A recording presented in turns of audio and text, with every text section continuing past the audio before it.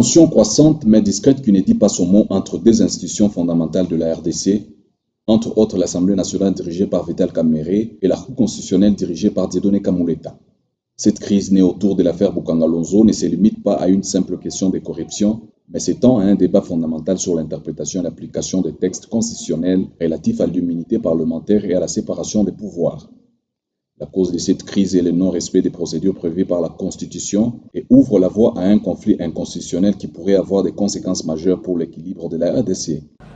Je dois rappeler à l'auguste Assemblée qu'à son temps, quand le procureur général près la Cour de cassation m'avait saisi sur le cas de Nicolas Kazadi, vous avez, vous, honorable député, autorisé que le procureur général près la Cour de cassation puisse faire ses enquêtes, son instruction, mais qui a abouti à un non-lieu.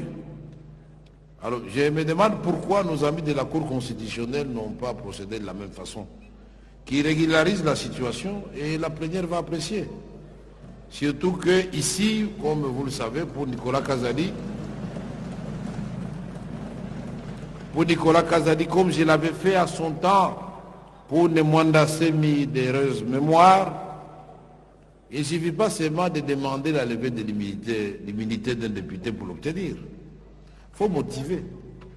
Le bureau doit quand même avoir des matières à donner à la plénière pour examiner en toute objectivité pourquoi on veut lever l'immunité. C'est très important dans le cadre de la collaboration interinstitutionnelle. Nous attendons donc une correspondance de la Cour constitutionnelle. Ceci vaut aussi pour les autres députés qui sont l'objet de tracasseries. Donc nous voulons que nous puissions chacun garder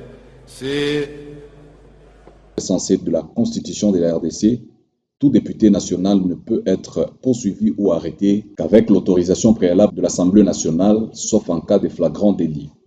Or, dans l'affaire de Matata Mponyo, ancien Premier ministre et actuel député national, accusé dans le cadre d'un dossier emblématique, la Cour constitutionnelle n'a toujours pas adressé de demande formelle à l'Assemblée nationale pour la levée de ses immunités parlementaires.